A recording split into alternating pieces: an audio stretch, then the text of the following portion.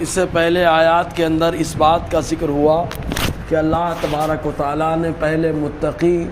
جو اس کے مخلص بندے ہیں ان لوگوں کا تذکرہ فرمایا، ان کے اوصاف کا،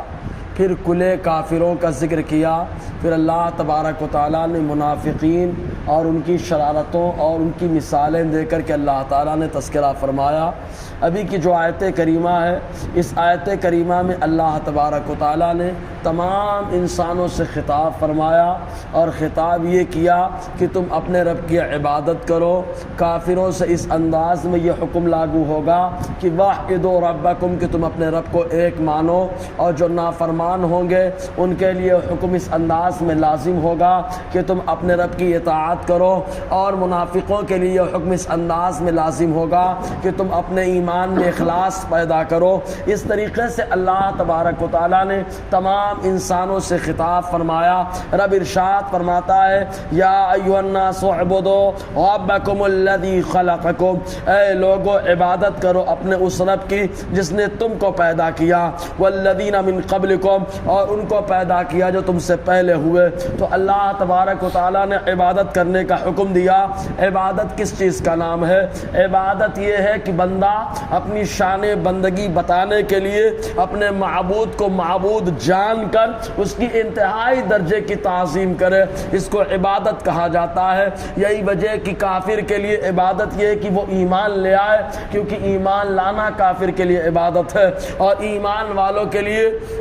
شریعت پر چلنا یہ عبادت ہے۔ ہر طریقے سے اللہ تعالیٰ کے حکم پر چلنا، رسول اللہ کی سنتوں پہ چلنا یہ عبادت ہے۔ حتیٰ کہ شریعت کے مطابق سانس لینا یہ بھی سنت ہے۔ اب آپ کہیں شریعت کے مطابق سانس لینا یعنی گناہ کا کام کرتے ہوئے سانس لینا، یہ آدمی کے لیے اذیت اور تکلیف کی بات ہے، اور دین کا کام کرتے ہوئے سانس لینا یہ عبادت کا کام ہوا کرتا ہے۔ پھر عبادت کی تین قسمیں ہوتی ہیں، ایک مالی عبادت، اور ایک جو ہے بدنی عبادت، اور ایک مالی اور بدنی دونوں کا مجموعہ۔ بدنی عبادت جیسے خالص نماز یہ بدنی ہے، بدن سے ہوتی ہے یہ عبادت، اور ایک مالی عبادت جیسے زکوٰۃ، فطرہ وغیرہ یہ مالی عبادت ہے۔ اور کچھ عبادتیں مالی اور بدنی دونوں ہیں، جیسے حج کرنا کہ وہاں پر مال بھی لگتا ہے اور اپنے آپ کو بھی لگانا پڑتا ہے۔ تو اللہ تبارک و تعالیٰ نے مطلق حکم دیا کہ اے لوگو اللہ اپنے رب کی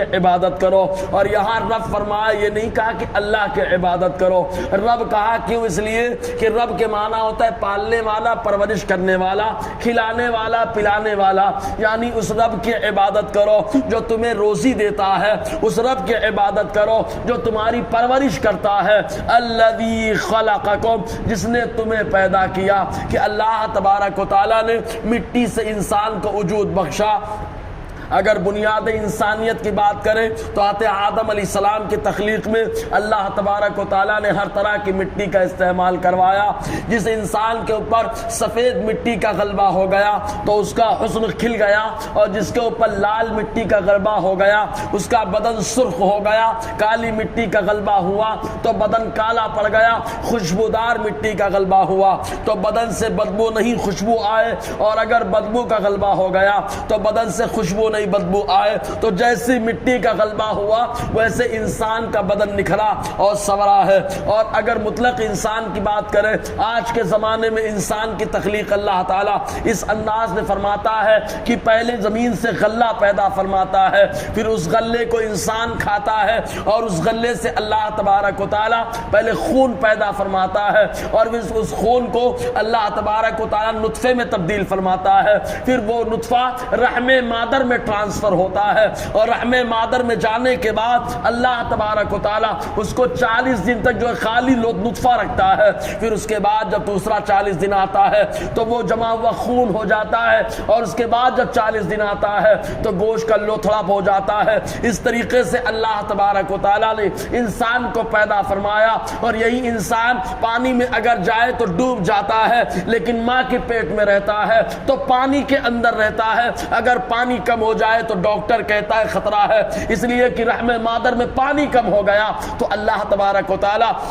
ماں کے پیٹ کے اندر بھی جو ہے بچے کو غذا فراہم کرتا ہے، پانی کے اندر بھی اس کی حفاظت کر رہا ہے، تو اللہ تعالیٰ فرماتا ہے اے انسان عبادت کرو اپنے اس رب کی جس نے تم کو پیدا کیا، اور تمہیں کو نہیں والذین من قبلکم، ان کو بھی پیدا کیا جو تم سے پہلے ہوئے، جو تمہارے باپ دادا، غرض کی پوری انسانیت کو اللہ تعالیٰ نے پیدا فرمایا۔ اور انسان اپنے وجود پہ غور کرے تو اللہ تعالیٰ کے عبادت کرنا شروع کر دے گا، اس لیے کہ اگر کم سے کم اگر ایک معبود نہیں تو دو مان لیں گے آپ، اگر دو مانیں گے تو کبھی نہ کبھی تو اختلاف ہوگا۔ اتحاد کب تک ہوگا؟ جب بھی اختلاف ہوگا، ایک بولے ناک اوپر رہنی چاہیے، دوسرا بولے گا نہیں ناک سیدھی رہنی چاہیے، تو جس کی بات نہیں مانی جائے گی وہ عاجز ہوگا، اور معبود عاجز نہیں ہوتا ہے، معبود قادر ہوتا ہے، لہٰذا ایک ہی پروردگار عالم ہے جس کی عبادت کرنی چاہیے۔ اور جب بندہ عبادت کرے گا ہر لمحہ اس کی زندگی عبادت میں، تو لعلکم تتقون، تو شاید اللہ تعالیٰ متقی پرہیزگار بنا دے، تقوی شعار بنا دے۔ بہرکیف آگے گفتگو رہے گی، اللہ تعالیٰ ہم سب کو فیضان قرآن، برکات قرآن سے مالا مال فرمائے۔